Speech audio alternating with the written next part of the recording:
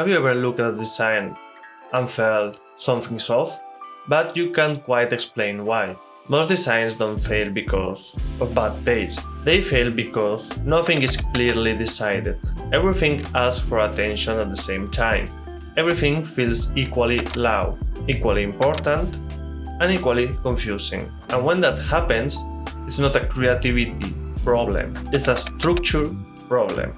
That's why graphic design principles exist, not as rigid rules to know, but as a systems for making visual decisions. Decisions about what matters, what supports it, and what can stay quiet. Design principles aren't things you add to layout at the end. They are ways of thinking. They help you answer fundamental questions. What matters most? What belongs together? Where should attention go? When people struggle with design, it's because they don't know when to apply one, or why specific choice matters in that moment. Design principles describe different aspects of the same system, but none of them exist in isolation. As we go through them one by one, keep this in mind. You are learning different lenses for understanding visual structure. Let's start with the first principle, which is contrast. Contrast is the principle of difference. When elements differ in size, color, spacing, or style, the viewer immediately understands what matters most and what doesn't. Contrast turns visual decisions into visible priorities. So let's take a look at this example. You can see without contrast, everything competes equally. Nothing stands out, nothing feels intentional. How to do it correctly? Designers use contrast selectively. One element is given clear visual dominance while others recede to support it. Effective contrast isn't about making things louder, it's about creating clarity through difference. There are different ways to apply contrast. You can use color, for example, to highlight and create emphasis on important parts of the text. You can use size, making the most important element the bigger one. You can use typographic contrast by applying different font weight, size or style to create contrast between the headlines, subheading, and the body text. There are more types of contrast that we will see in a future video. If you don't want to miss it, you can subscribe to this channel and help me making these videos. Following, we have balance, which is how visual weight is distributed across a layout. A design can be asymmetrical and still feel stable, or perfectly symmetrical and feel rigid. When balance is off, design feels uncomfortable. Viewers don't know why, they just sense something is wrong. As we can see on this example, all the visual weight is gathered on the right bottom of the design, in contrast with the left top side, which feels empty in comparison with the other part, creating an uncomfortable feeling. To fix it, we can just add another rectangle on the left side of the design that will create equilibrium with the other one. At the same time, with this new rectangle, we lock the focal point on the center of the poster, obtaining a balanced and harmonious design. Designers think in terms of equilibrium, not mirroring. Visual weight is balanced using size, contrast, spacing, and placement, until the composition feels grounded before any details are refined, without drawing attention to itself. Moving on, we have alignment, which creates an invisible structure that organizes content into a coherent whole. It connects elements without drawing attention to itself. Without alignment, design feels chaotic and unprofessional. Even good color or typography cannot compensate for broken visual relationships. In this example, the text blocks are not aligned. To fix it, I'm going to use left alignment as it's part of the design with more room, and to avoid overlapping with the figure on the right. Apart from the left alignment, we also can use right alignment for small portions of text, center alignment, or have more creativity and freedom using a grid-based alignment. Hierarchy controls the sequence in which information is seen. It answers the most important question in any design. Where should the eye go first? Without hierarchy, users scan randomly. They miss key information, feel overwhelmed, and disengage.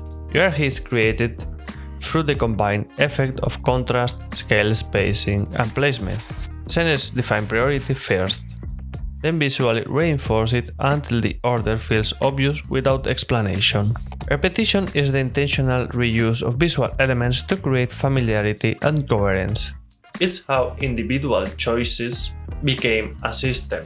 As we can see in this example, every font is different, creating confusion and disconnection between each word. To fix it, we repeat the same font to reinforce the cohesion and the main message of the title. Yet after fixing the font problem, the design still feels fragmented, as there is no connection between the title and the tag image. To solve it, we will use repetition with these small tags following the main one, creating that connection between the title and the main design element. Proximity is the principle that elements placed close together are perceived as related. It organizes information through spacing alone. When proximity is ignored, layout feels disconnected, and users struggle to understand relationships between elements. As we can see with this poster, there is no clear focal point, as each element is separated, creating visual discomfort. And this is especially visible in this example, as the title says together, yet the main characters are separated. To fix it, we can group related elements together, creating a clear focal point. This makes the layout feel more intentional, structured, readable, and in this case the visual element works with the title to emphasize the concept of together. White space is a space between and around elements. It's not empty, it actively shapes clarity and focus. When space is filled unnecessarily, designs feel dense and exhausting. Elements compete for attention because there is no visual pause. Margins shrink, reducing clarity and increasing cognitive load, and the viewer eye doesn't know where to rest. In this example, I fixed it by adding more white space and more space between elements, and treated space as a structure, not leftover emptiness. And the large open background allows the bold Swiss design headline to dominate without competition. Text blocks are given clear margins, making them easier to scan and digest. The central image is isolated, which increases its visual impact without disturbing the main title. And by applying these changes, the design avoids feeling cramped, as each element has breathing room, which strengthens clarity, hierarchy, and visual rhythm. Scale refers to the relative size of elements and how size differences signal importance. For example, here the size and scale is a mess, as the most predominant element is the paint stroke, followed by the body text, removing the attention from the main focal point, which is the glitched face. To avoid it, use clear size difference to establish priority by sizing the elements in order of importance, being the bigger one the most important one, and the smaller one the least important. Scale works best when differences are obvious, not subtle. Emphasis defines the focal point of a design, but it's primarily communicating. When everything is emphasized, nothing is. Attention becomes scattered. To improve that, you can elevate one element deliberately and quiet everything else so focus feels natural rather than forced. Movement describes how the viewer's eye travels through a composition, even when nothing is animated. In this example, the layout feels static and rigid because there is no sense of movement. Everything follows the same vertical and horizontal lines, which causes the viewer's attention to stall. When all elements align perfectly to the grid without variation, the design becomes predictable, and there is no directional energy guiding the eye, so the composition feels frozen. To solve this, I first rotated the color squares in different directions, breaking the strict horizontal and vertical alignment. By disrupting the grid slightly, the design gains flow and a subtle sense of movement, even though it's still a static image. Then I added an elongated organic shape crossing through the composition. This reinforces additional energy and visually connects different areas of the layout. Now the eye has a path to follow, and the design feels dynamic instead of rigid. Movement also serves to create visual hierarchy. as designers guide the viewer's eye using visual patterns like the C pattern or F pattern, especially in editorial and web layouts with heavy blocks of text. These patterns create natural reading paths, helping the viewers scan the information quickly and intuitively.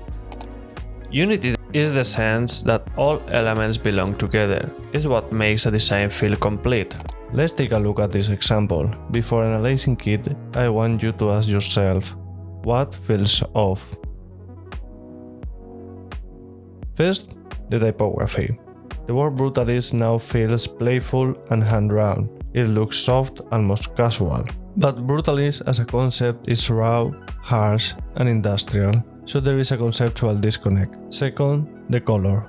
Brutalist relies heavily on a limited color palette with strong contrast. So we can see in this example, green element interrupts the visual language, breaking the unity from black, red, and white, and now we add a green color. It doesn't relate to the rest of the palette, and it doesn't reinforce the concept. Now let's fix these mistakes. First, let's adjust the color palette by removing the green color and the sepia from the background, just keeping red, black, and off-white to keeping that color unity. Following the typography, let's unify the fonts to avoid using more than 2 fonts, and instead of using hand-drawn and playful fonts, we will use bold and geometrical fonts to match the visual concept. Now every text element feels like it belongs to the same family, same tone, same attitude, same visual logic.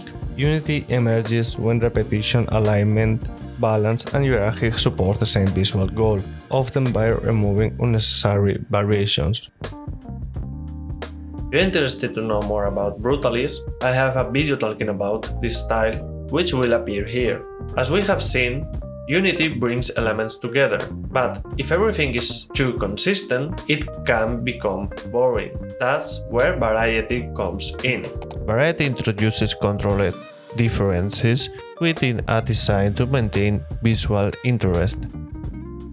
While repetition creates consistency, variety ensures the composition doesn't become predictable or mechanical.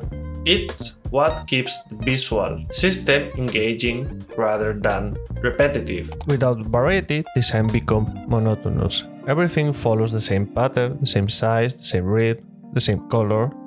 The layout may be technically correct, but visually lifeless. You can introduce variation within a structured system. The core elements remain consistent, but small differences in scale, color, shape, or spacing creates moments of visual interest, like in this example where I changed the color of the circular shapes to create more variety, keeping the same layout, the same shape, and the same system, just changing the color. The key is balance. Too little variety creates boredom. Too much variety breaks unity. Effective variety keeps the system alive without destroying it. Read uses repetition with variation to create visual spacing and flow. Attention starts and stops. Layout feels disjointed. To avoid that, you can repeat elements at intentional intervals, introducing small variations to maintain interest while preserving predictability.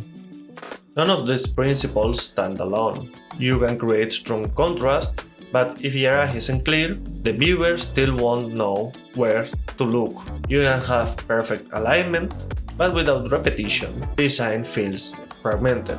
Hierarchy depends on contrast. Unity relies on repetition. Movement emerges from alignment and spacing. Each principle supports the other. Change one, and the whole system shifts.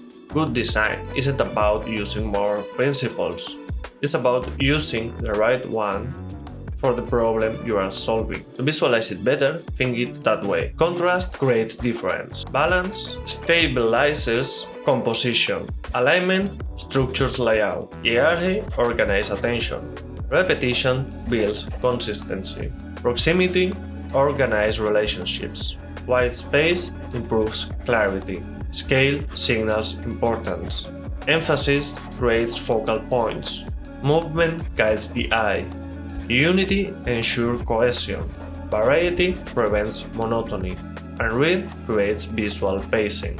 Think of this video as an introduction about understanding the landscape before start exploring each part in depth, because every principle deserves its own space with real examples, edge cases, and the kind of decisions designers make. And that's exactly what this series is about.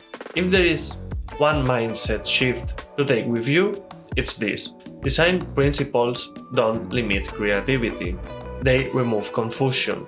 That's where structure begins. Hope you find this video useful, and if you like this type of content, I will really appreciate a comment, and to not miss any video you can subscribe to this channel, which will help me a lot making these videos. See you in the next video, ciao!